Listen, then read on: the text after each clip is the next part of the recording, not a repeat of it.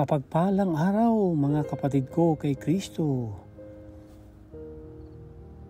Bago po ang lahat, pwede niyo po ba akong samahan, dasalin na agad natin, unahin ang dasal na Holy Spirit na natutunan po natin. Ako po, nung narinig ko po ito 2017 sa YouTube video ni Dr. Mike Murdock, ay sinulat ko at binasa ko at minemorize ko na po kaagad. At maaari po bang itaas natin ang ating kamay pag dinarasal natin ito at kahit kailan tayo ay nagwo-worship, itaas po natin ang kamay sa participate po natin na tayo ay naka-engage sa active participation, ay we grow kasi nga ang active participation ay nakakapekto ng malaki sa ating utak, sa ating isip, ng maigiya ito, ma-align ito.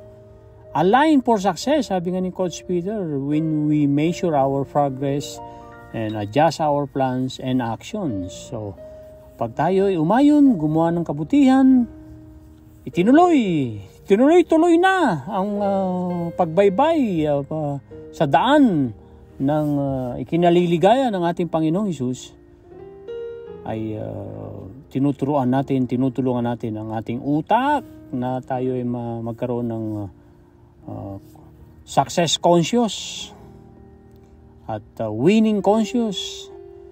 Ang ating conscious ay salvation at ang ating conscious ay pagbibigay ng gloria lamang sa Panginoon, pagbibigay ng kredito sa ating Panginoon. So itaas natin ang mga kamay, pikit natin ating mga mata at dasalin natin sabay-sabay. Alam ko yung iba sa inyo, lalo ang aking Kuya Romy na isusulat na ito, na i-memorize na ito. At shoutout sa iyo, aking Kuya Romy. Ang aking Kuya Romy ay panganay kong kapatid.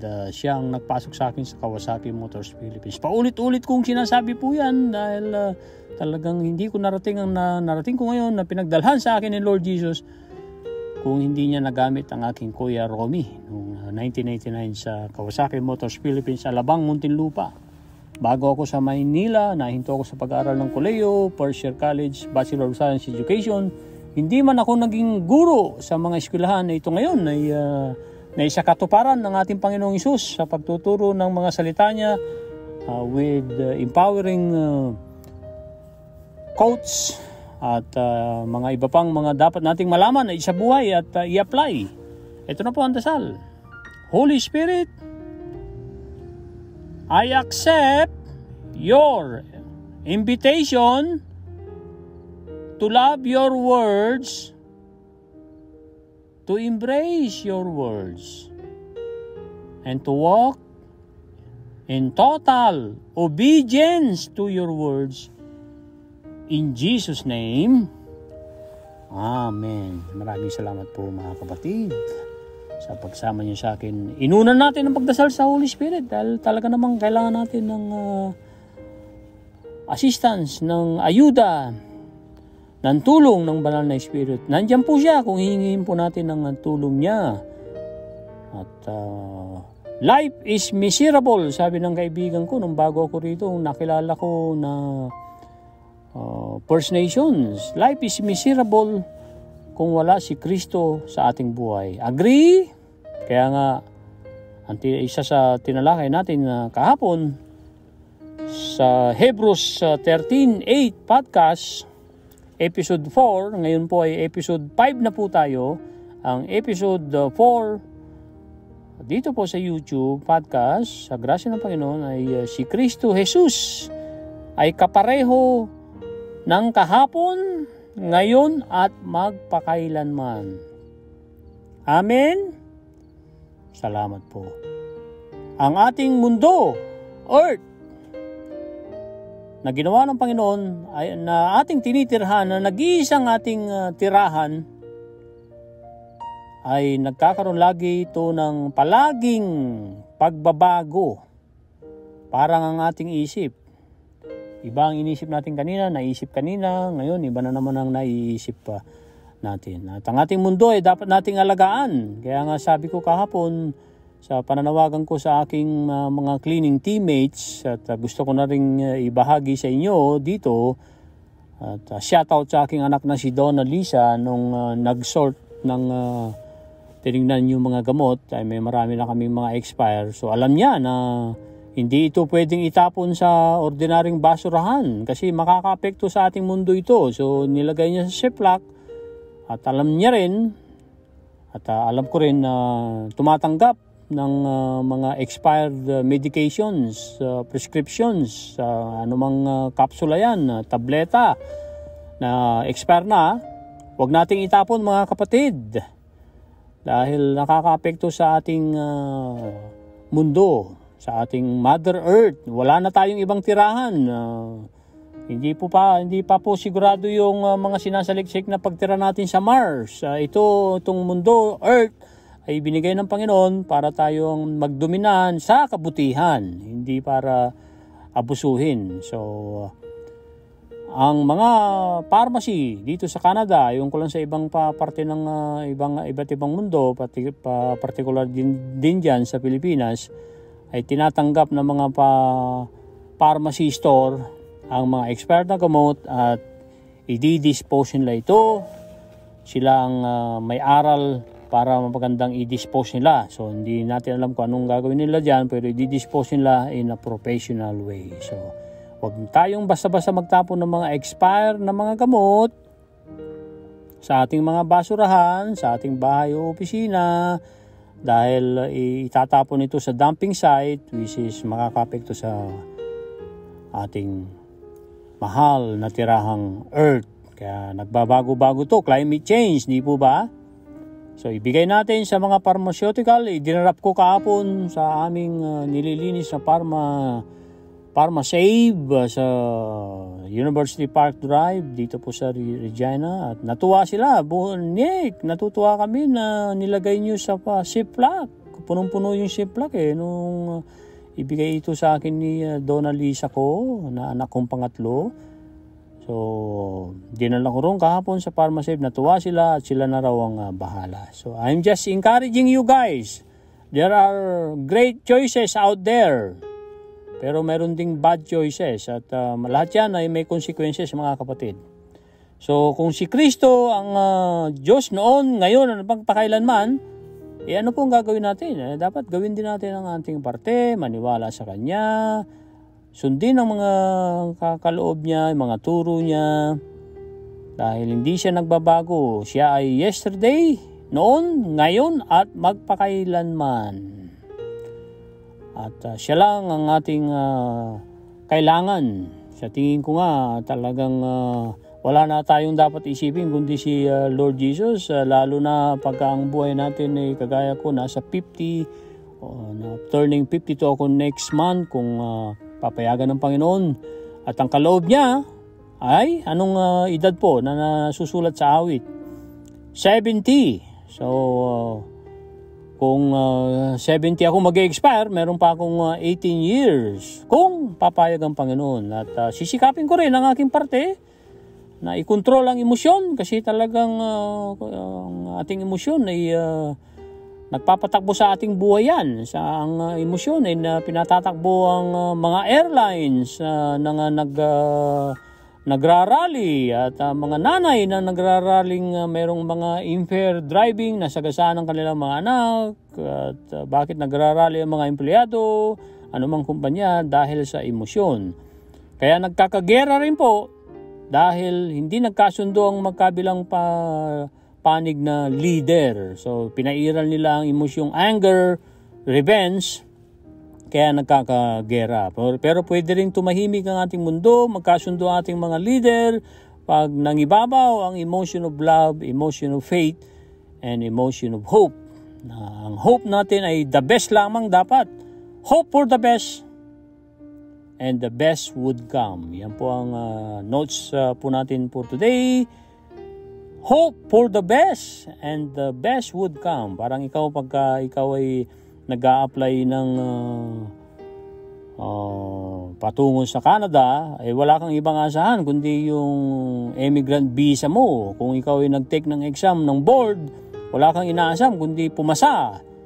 Ginawa mo ang parte mo dapat. Hindi yung nagdasal ka, ipasa niyo ako, tulungan niyo ako ipasa sa examen, Lord. Pero hindi ka naman nag-review, isa yan sa natural law. Hindi ka nag-review, hindi ka papasa. Himalang-himala yun. Ang paghihimala ng Diyos, sabi ni Pastor Ed Lapis, ay against dun sa ginawa ni Lord na natural law. Himala yun. Tulad ng hiningi ni Joshua na lumalaban sila. At patuloy silang lumalaban, lumubog na ang araw. Kaya sabi ni Joshua, if you are willing, Father God, stand still ang araw, ang sun. S-U-N, sun. Hindi yung sun na S-O-N na anak. Stand still. Sabi siguro ni Father God, wow, ang laki ng hiniling mo, Joshua. Natutuwa ako sa hiniling mo. Para sa gloria ko yung inuutos ko sa yung talunin nyo lahat, sakupin nyo lahat ang mga bansang pinasasakop ko sa inyo. At wala kayong ititira, maging mga bata, matanda, dahil yan ang utos ko. Kasi nga, pag nagtira ka ng mga kalaban mo, kahit bata, nung araw sa lumang tipan, particular sa panahon ni Joshua, ay pag lumaki yung bata, maghihiganti yun dahil pinatay nila ang kanilang magulang or ninuno. So, stand still, sabi ni Joshua. Humiling siya ng napakalaki. Against yun sa universal law, sa natural law. Pero natuwa ang Father God at nagtaka ang mga tao, talagang tao, hindi agad, ang araw ay hindi agad lumubog dahil sa hiling ni Joshua. So, yun ay himala. Himala dahil mayroon na tayong natural law, gravitational law. Halimbawa, kung may lumundag na tao sa building, hindi napilayan, sinalo ng anghel, himala yun, di ba? Dahil against yun sa natural law, gravitational law. Pag gumawa ng himala ang Panginoon, ay matuwa tayo ng todo-todo, pero hindi kailangan tayong humiling ng mga simpleng bagay para maghimala, tulad na lang, hindi ako magre-review, Lord, dahil mahal na mahal mo ko dito sa board exam ko sa engineering o kaya sa nursing o sa medisina at iba pang mga board exam, ipapasa mo ako. Kung tiyamba, kung pumasa ka, ipinasa ka ng Lord, himala yun. Pero hindi lagi dapat hihilingin sa Panginoon ang mga simple na bagay, na ang mga natural na bagay na kaya nating gawin, at ipaubaya ang supernatural na gawain dahil ang ating Panginoon ay supernatural God. So yan po ang ating episode 4 na si Kristo Jesus ay kapareho kahapon, ngayon at magpakailanman, nasusulat sa Hebreo Kapitulo 13, versikulo 8. Ang episode 5 po ngayon, ako ang Diyos mo sa lahat ng oras. Yan po ang mensahe ni Lord Jesus sa atin, lahat. Sa iyo, sa akin, sa iyo kapatid, at sa akin, sa atin lahat. Ako ang Diyos mo sa lahat ng oras. At dapat natin paniwalaan yan, na siya lamang ang Diyos nating lahat. Dapat, dahil siya ang buhay, siya ang katotohanan, siya ang daan. Walang makakarating sa Ama kung hindi dadaan kay Kristo. Hindi niya bubuksan ang pintuan na patungo sa langit. So, para padaanin niya tayo, anong gagawin natin?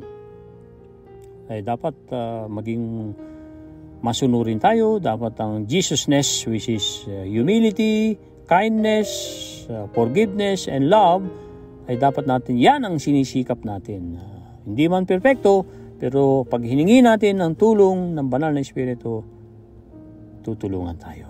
So ako ang Diyos mo sa lahat ng oras. Yan ang unang mensahe, unang talata na mensahe ni Lord Jesus sa iyo, sa akin, at sa atin lahat. So basahin ko na po in English sa libro ni Sarah Young, Enjoying Peace, kapayapaan in His presensya, sa kanyang presensya. Sarah Young, ang mga scriptures na ginamit po ngayon for today sa episode 4, which is August 15, Salmo Kapitulo 55, versikulo 17, chapter 55, verse 17, mayroon pang Psalms 32 verse 6 and Psalms 62 verse 8. Ito na po ang mensahe ni Lord Jesus Christ sa wikang Ingles. At mamaya sa tulong ng Banal na Espiritu ay tatagalugin na po natin sa gloria ng Panginoon dahil nanunuot pagkalingwahe natin ang ating ginagamit. Lingwaheng Tagalog. Ito na po ang unang talata. I am the God of all time and all that is. Seek me. Hanapin mo ko, ibig sabihin nun. Seek me not only in the morning, quietness, but consistently throughout the day. Do not let unexpected problems distract you from my presence. Instead, talk with me about everything and watch confidently to see what I will do. Adversity need not interrupt your communion with me. When things go wrong, you tend to react as if you are being punished with thee. Pinarusahan, hindi paparusahan. Instead of this negative response, try to view difficulties as blessings in disguise. Make me your refuge by pouring out your heart to me, trusting in me at all times. Psalms 55 verse 17, sinundan sa Psalms 32 verse 6 at tinapos sa Psalms 62 verse 8. Yan po ang episode number 5. Sa grasya ng Panginoon, I am the God of all time and all that is. Ako ang Diyos mo sa lahat ng oras. Yan ang unang mensahe sa atin. So, sino ba ang dinudiyos natin? Madalas, mga kapanalig ay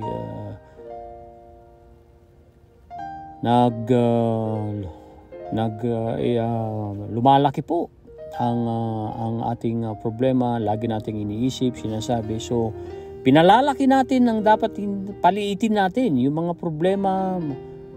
Kasi kaya naman problema yan, may solusyon yan. So, pag ang problema, hindi yan problema. At itulog po natin. At manatili po tayo sa lugar ng kapayapaan para lagi nating makasama ang ating Panginoong Hesus. Dahil siya lang ang talagang Diyos sa lahat ng oras at anuman ang ating kailangan, siya ang tutulong sa atin. Anuman ang bagyong kinakarap natin, anuman yan, ay si Lord Jesus Christ lang ang ating kailangan. Siya lang ang makakatulong. Hanapin daw natin siya, hangarin sa umaga na super tahimik sa umaga. Kaya gumigising po ba tayo ng maaga? Mas maaga dun sa ating mga kasama sa bahay. Napakaganda pong maging habits po yan. First, una po ay gagawin natin ang ating mga habits. We create our own habits, na good habits of course, that serves us, that serves God, and then our good habits creates us. Sa negative habits naman, sa bad habits, you create your bad habits. Sa ayaw at gusto mo, kung hindi ka conscious, aware, and then your bad habits creates you. Halimbawang bad habits na kain ka ng kain, and then your habits will create you. Siyempre, tataba ka at magkakasakit ka. Kaya nga paalala ni Jack LaLanne, your waistline is your lifeline. So magandang paalala po sa atin yan. Kung ang habits mo ay maging tamad, anong kahihinatnan yan? Pero kung habits mo ay masipag ka, or heartedly, hindi lang pera ang hinahangad mo, kundi ang sipag mo, ginagawa mo yan, yung kasipagan na yan, sa lahat ng aspeto ng iyong buhay, pati sa papalawak ng mga gawain ng Diyos, sinishare mo, ibinabahagi mo ang salita ng Diyos na natututunan mo, ay magandang kasipagan po yan. Kami ni Coach Peter Newfield ay nag-usap kagabi, 6:30 p.m. dito sa oras namin. At mayroon kaming pinag-usapang mayroon akong ikinonsulta sa kanya at ang napakagandang isinare niya ay Exodus chapter 3 verse 14. Si Coach Peter Newfield ay isang Mennonite, isang farmer po yan. Ang mga farmer po dito usually ay mga Mennonites po yan.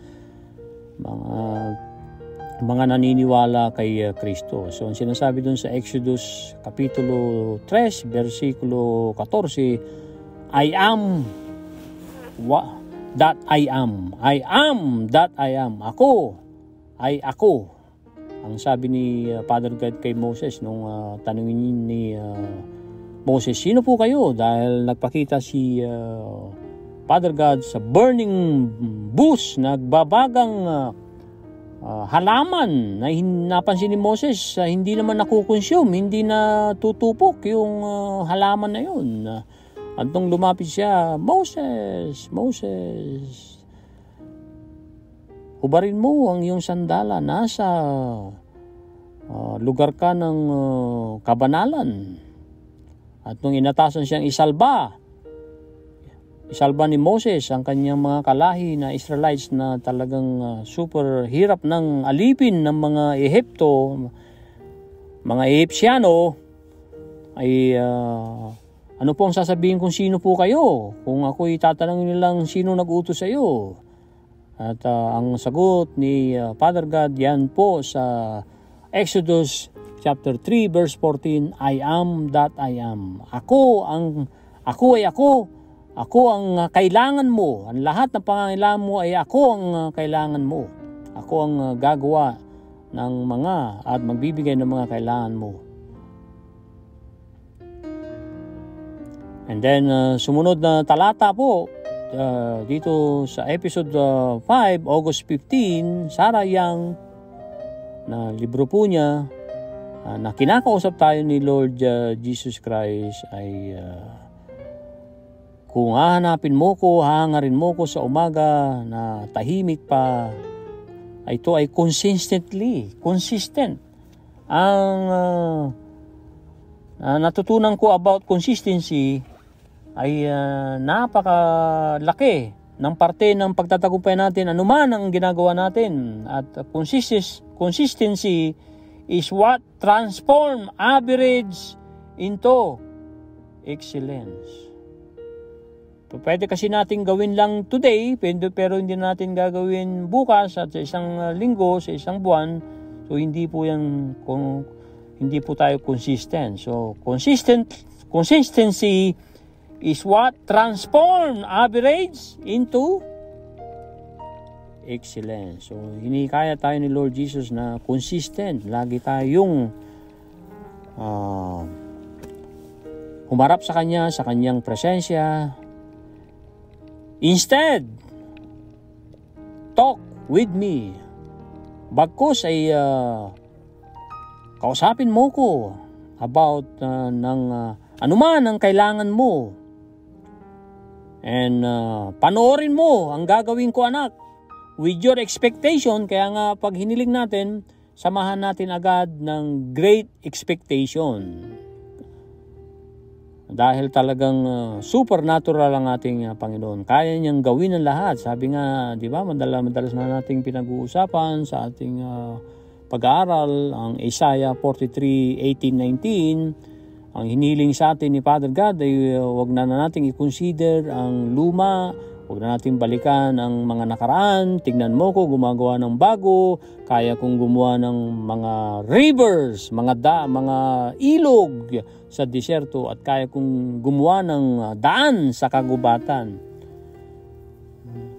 Is there any impossible with the Lord? Yan patanong ni Father God nung tumawa si Sarah, umumiti na siya raw ay, sabi ng mga anghel na bumibisita sa kanila, na siya ay magkakaroon na anak. At si Isaiah, hindi siya makapaniwala dahil sa tandaanan nila ni asawa niyang si Abraham. Pero is there any impossible with the Lord? Sinabi rin ni Father God yan kay Moses nung umihiling ng karne.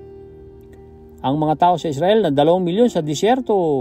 Anong ibibigay ko, Father God? Sabi ni Moses. Kahit katayin namin lahat ng aming mga flocks, mga hayop, mga animals, hindi magkakasya. Anong sagot ni Father God? Is there any impossible with the Lord, Moses? So ang mga milyong-milyong pugo, dinala ng hangin. Ang mga pugo hindi kayang lumipad sa disyerto yan, sabi ng mga eksperto. Pero dinala sila ng hangin. At ang hangin ding malakas ang umihip. Kung bakit nahati ang Red Sea, tumawid ang 2 milyong tao. Napakahabang lakaran yun, di po ba? Napakalayong lakaran ang nilakad nila at nagbukas ang dagat dahil wala talagang imposible sa Panginoon. Kaya niyang gawin ang lahat pagka walang makakapigil sa ating Father God.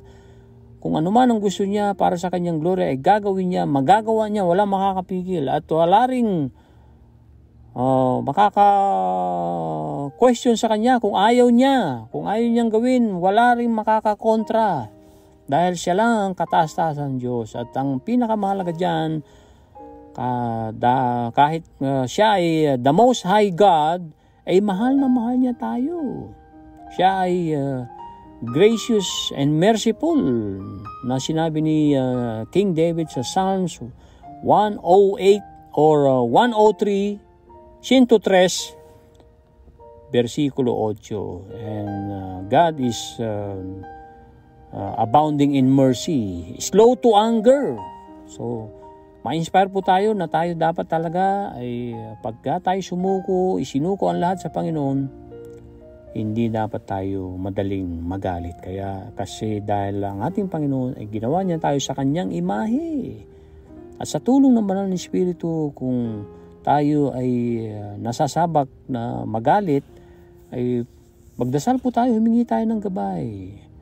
At alalahanin natin, dinidinig ng Panginoong Ama sa langit, na all-knowing, ang panalangin ikinalulukdan niya. Kung hiningi mong huwag ka nang magalit, tanggalin ang galit sa iyong puso at maging puro ang iyong puso, genuine. Kasi pwede natin pikehin. Sinabi natin sa kapwa natin, pinapatawad na kita, pero hindi pa pala. Hindi natin pwedeng ikailayan sa ating Panginoon. Dahil alam niya ang sinasabi ng ating isipan at sinasabi ng ating puso. So panoorin natin ang ating Panginoon na siya ay gagawa ng supernatural na paraan, lalo na pagka ang hiniling natin ay para sa kanyang gloria. Ang mga problema, sabi pa rito, ay hindi dapat makaantala sa paglapit mo sa akin, sa paniniwala mo sa akin, sa communion mo sa akin, sa pagsama mo sa akin. Hindi dapat nakakantala ang lahat ng problema mo, anak. Ang mensahe ni Lord Jesus Christ dito. Kaya nga dapat, mentrans tayo ay nagkakaroon ng problema, ay tayo talaga ay sumusuko ng todo. Siyempre, maalala din natin ng todo ang ating Panginoon pag tayo ay masaya, pag tayo ay masagana, pag tingin natin ay wala tayong problema. Pagkos talagang dapat natin purihin ng todo-todo ang Panginoon dahil iniiwas niya tayo sa anumang sakuna, pinoproteksyonan niya tayo sa anumang mga kasamaan at anumang mga dilubyo na pwedeng mangyari sa isang iglap. Pag may nangyaring wrong, ay sabi pa ni Lord Jesus dito, ay may posibilidad na ikaw ay kumilos. Pagka mali na, alam mong mali na yung gusto mo mangyari, hindi nangyayari, ay ikaw ay engage. Pwedeng mangyaring may posibilidad na ikaw ay mag-react, kumilos. o isipin mo na ikaw ay pinaparusahan. Kung ayaw kang tantanan ng problema, parang pinaparusahan na ako ng langit, yan ang isip mo, pero hindi ka lulubin ng ating Ama sa langit, na ating Diyos Ama, Diyos Anak, Diyos Espiritu, na tayo ay maparusahan. Kaya tayo napaparusahan dahil gumawa tayo ng mga maling desisyon. Ang natural law, spiritual laws ay mga nandyan na. So, umayon na lang tayo. At mayroong picture dyan about timing ng ating Panginoon na naisulat ni John Maxwell sa Ecclesiastes chapter 1 verse 8. Ang kanyang mga insights ay gusto kong ibahagi sa inyo. Magpo-post muna tayo dito sa salitang pinarusahan. Tingin mo pinarusahan ka, ay wala ka sa timing, kapatid. Tingnan mo dapat tayong mga tao ay may 6 tayong dapat gawin, responsibilidad. Nakilalanin ang timing ng Panginoon, hindi para palitan. Ang pangalawa, yan yung unang responsibilidad. Ang pangalawang responsibilidad natin, mga kapanalig ko, ay tanggapin natin ang makipag-cooperate tayo sa timing ng Panginoon. Pangatlo, maki-align tayo. Our alignment sa God's timing makes a great difference, sabi ni John C. Maxwell. And then number 4, ang lahat ay ginawa ng Panginoon ay suitable sa kanyang oras, sa lahat ng oras. Suitable po yan, lahat ng mga ginawa niya. And then number 5, God has put eternity in our hearts. So we must trust God to communicate His timing. Tayo ay makipag-communicate, makipagtalastasan sa timing ng Panginoon. And then number 6, panghuli, we can do nothing better our lifetime than to rejoice and to do good. So wala tayong magagawa kundi sa ating sa tanang buhay natin, wala tayong ibang gagawin. Dalawa lamang pinagagawa sa atin ng Panginoon: to rejoice and to do good. Never nating isipin na tayo pinaparusahan ng langit ng ating Panginoon. Bagkus, ang negative response ay gagawin nating at ang mga iba pang mga difficulty natin, mga kahirapan natin, ay i-treat mo as a blessings in disguise.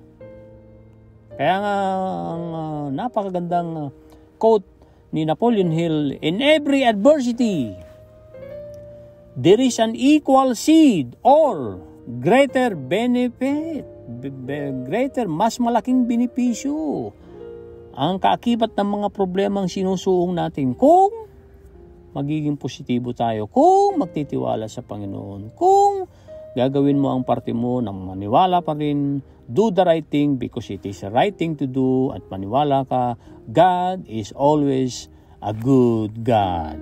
Amen? So, ang mga paghihirap natin ay pwedeng maging blessing in disguise yan. And then gawin natin na sumilong lagi tayo at ibuhos natin ang ating puso, taos-puso nating gawin, sumamba, magpasalamat, ibigay ang kredito, asahan ang mga dapat asahan sa Panginoon, at gawin din ang natural na paraan tulad ng pagtulog ng 7 to 9 hours a night, pagkain ng mga masustansya, iwasan ng mga hindi makakabuti na inumin, mga drinks. Kaya nga drinks yan, hindi po water yan. Paliwanag ni Pastor Ed Lapis. Kaya tinawag na drinks yan, mayroong additive po yan ng mga, kung sinasabing orange juice yan, hindi yan purong juice. Kaya tinawag na drinks yan. Kung gusto mo orange juice, mag-blender ka ng sarili mong orange juice at wala kang ihahalo doon, kundi talagang pigang-piga ang orange. Yun ang tunay na orange. Pero pag sinabing drinks, lalo ang mga soft drinks, ay hindi po nakakabuti yan. Pwede rin tayong uminom paminsan-minsan, pero dapat hindi todo-todo. Hindi tayo makakakain kung walang soft drinks. Ang pagkauhaw natin ng ating body ay tubig lang talaga ang dapat nating kailangang inumin. Ang mga tsaa na tulad ng green tea ang isa sa nakakatulong. Ang pag-exercise regular base ay makadyos na paraan po yan. Kaya nga tuwan-tuwa ako nung marinig ko si Pastor Ed Lapis, ang lahat ng maka-Diyos ay nag-i-exercise. Ikaw, kapatid, talungin daw natin ang ating katabi. Ikaw ba ay nag-i-exercise lagi or regular basis? Dahil kung hindi, ay sinasabi mo maka-Diyos ka pero hindi ka nag-i-exercise, hindi pa huli ang lahat. Tayo dapat ay mag-exercise, maging aware sa lahat nating iniisip. Kung may pumasok na negatibo, pwedeng nating sawayin yung negatibo na yun. Ang pinaka-the best na negatibong pag-rebuke sa negatibo, I rebuke you, Satan, I rebuke you, negative thoughts. At aalis yung negative thoughts na yun. Hindi dapat manatili yun. Nasa atin kung pananatilihin natin ang mga negatibong pag-iisip, ang mga walang silbi na pag-iisip, ang mga isip na hindi makakatulong sa iyo at hindi rin makakatulong sa iba. Na siyempre, na lahat ng mga negatibong isip ay hindi glorifying to God yan, hindi po blessing to God. So dapat magkaroon tayo ng moment sa ating Panginoon na marinig natin ang kanyang boses. Dahil anuman ang oras, pwede tayong sumilong. Dahil ang ating Panginoon ay ang ating refuge. At isasalba tayo sa lahat ng mga sakuna kung tayo maniniwala sa Panginoon. Kung tayo magpapasalba, di ba? Kaya classic yung ating podcast episode 4 dahil yung pastor, napakabuti niya, sumusunod sa Diyos ng mga preaching niya, pero sinasalba siya 3 beses, hindi nagpasalba, kaya nalunod. Yung isa namang pastor na nag-procrastinate, na mayroon siyang idea to make a difference lalo sa mga kabataan, 2 years niyang pinag-isipan at nung nagsawa na siyang isipin yung idea na yun, nagdesisyon siya na i-deliver yung message na yun, and within 36 hours yung idea niyang yun nag-manifest.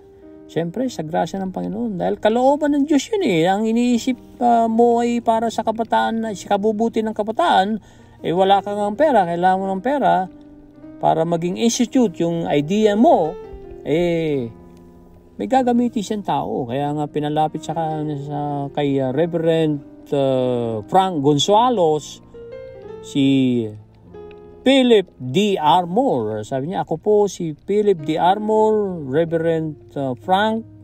Naniniwala po ako sa inyong talk, naniniwala po ako sa inyong preaching, at para patunayan ng paniniwala ko, ay kung pupunta po kayo bukas sa aking opisina, sinabi ang kanyang office address, at ibibigay ko sa inyo ang 1 milyong hinihingi nyo para sa proyekto nyo. Kaya napangalan ng Philip D. Armour Institute. So idea ay talagang kailangan po natin yan. Sino na nagbibigay ng idea sa atin? Ay siyempre, kung kikilalanin mo nag-iisa ang source, nag-iisa lamang ang iyong source, si Lord Jesus Christ lang. At ang mga idea mo, hinahangad mo, ninanais mo ay mga idea na glorifying to God that can bless humanities on a countless ways. Sabi ni Dr. Joseph Murphy, magtatagumpay ka, kapatid. Kung ang inilagay na pangarap sa puso mo ay isa sa katuparan mo, gagawin mo ang iyong parte ng natural na paraan. Ang Panginoong Diyos ay siya rin ang pupunan niyan at babasbasan niyan. May mga divine providensya para magmanifesto, para your dreams will come to pass. Yan po muna mga kapanalig ang ating episode 5 ng title, Ako ang Diyos mo sa lahat ng oras. So, marapat lamang na si Kristo ang ating gawing nag-iisang Diyos dahil mahal naman niya tayo at isinabuhay niya, naging masunurin siya sa kalooban ng Ama kahit nung una parang ayaw niya na sa Garden of Gethsemane ay para siyang pinagpawisan at lumuha ng dugo. Kung maaari lamang, sabi niya, alisin mo po itong cup na ito sa akin, pero ang iyong kalooban ang mangyayari. So sumunod siya sa Ama at namatay siya. Sa ikatlong araw na buhay siyang muli. So kanino tayo papanig? Kanino tayo sasama? Sino ang hangarin natin? Ay siya lamang. Siya ang the Alpha and Omega, the first and last, the beginning and end, the blessed and only ruler, the author of life, the Redeemer. Napaulit-ulit na nating sinasabi yan na pag yan ang dinasal natin, katulad ng dasal na ACTS, A as in adoration, sinasamba mo siya, sinasabi mo ang kanyang pangalan, and then C is contrition, paghingi mo ng kapatawaran, na you repent, na patawarin ka sa iyong mga pagkukulang, pagkakasala, and then thanksgiving, pasalamatan mo ang Ama, and then panghuli, supplication. Ang supplication mo dapat ay glorifying. Alam niya ang iyong kailangan mong banggitin din ang iyong mga kailangan sa Kanya, hilingin sa Kanya, pero alam niya yan, at ang pagdarasal ng taimtim ay the best po yan. At ang dasal na paghingi ng tulong sa Panginoon para ikaw ay makapagsilbi sa Kanya, to obey Him, na ang dasal mo ay to remain in Him sa true vine, manatili ka sa true vine para mamunga ka, and then ang susunod mong hiling ay tulungan ka to receive God's blessings, to receive supernatural abundance, to receive God's healing kasi siya ay supernatural God. At sumunod ka, at kung nagpa-check ka, kailangan mo magpa-check up sa doktor at ikaw ay nakapagpa-check up, inumin mo ang dapat mong inumin na gamot, ay galing sa Panginoon yan. Kaya kasi ginagamit ng ating Panginoon ang mga doktor natin, mga magigiting nating mga doktor. So, kung ang paniniwala natin ay tayo gagaling, na tayo ililigtas, na tayo ipapastulan kahit tayo natutulog, ay mangyayari yan. Tayo ay poproteksyonan dahil mahal na mahal talaga tayo. Kaya dapat nating kilalanin, ako ang Diyos mo sa lahat ng oras. That's it for now, mga kapatid. Maraming salamat sa inyong pakikinig, pag-like, pag-subscribe, pag-comment. Mag-comment po tayo at patuloy po tayo magbabasa ng mga comment. Kung meron kayong gustong imungkahi, magmungkahi po kayo. Active participation po ang kailangan nating gawin. Patuloy tayong gumawa ng kabutihan, patuloy tayong magtrabaho ng maayos. Patuloy po tayong umiwas na to slight my work, to petek my work. Dapat iniiwasan natin yan dahil ang isa sa dakilang pagsamba sa Panginoon ay pagtatrabaho ng maayos. At ang dedication natin ng trabaho kong ito gagawin ko ng taos-puso, Lord, I do it for you, not for men. Sa Colossians 3:23, magtatagumpay po tayo. Mapopromote po tayo. At kung ninanais nating magnegosyo, pag-aralan ng mga negosyo na yan at makipagkonsulta kailangan mayroon kang kinukonsulta na alam mong nagtagumpay na nakadaan na doon sa gusto mong daanan, para yan ay sure na daan para ikaw ay magtagumpay. At kailangan mong palibutan ang mga sarili mo ng very successful men tulad ng BNI. Bukas, Merkules, ay mayroon kaming uling BNI Advocates of Excellence. Nakikita-kita kami, nag-uusap-usap. May kanya-kanya kaming parte ng pag-represent ng aming mga nire-represent na business, organization. 60 seconds or 1.5 seconds, 90 seconds, araw-araw. Lahat ng membro, pati mga bisita. Kaya kung gusto nyong bumisita sa BNI, i-google lang po ninyo yan. Kung sabi nga ni Hal Herod, nung binasa ko ang kanyang dininig ko ang kanyang audiobook sa YouTube, The Miracle of the Morning Miracle Book, Hal Herod, sabi niya, if you want to grow your business, go to your BNI locally. Sumunod ako kasi yung mga ganong gabay ay galing sa Panginoon yan, dahil humingi ako ng increase ng sales. Kung hindi naman ako magtatanim, hindi ako maniniwala. Wala mangyayari. Kung hindi ako magtatanim, hindi aani. Imposibleng aani ka nang hindi ka nagtatanim. So sana yung mga natututunan natin, binabahagi na sa atin ng mga tao, mga little master natin, ay isulat po natin, i-digest natin, at i-review natin at i-apply. Kung hindi natin alam na i-apply yung mga natututunan natin mga yan, ng mga bago sa inyong mga notes, kasi baliwala ang notes kung hindi po natin re-reviewin, ay walang mangyayari. And then, wag natin kakalimutan lagi, i-measure natin ang ating progress. And mag-adjust tayo ng mga plano, mga actions, para to become better aligned for success. Bye now. All for Jesus.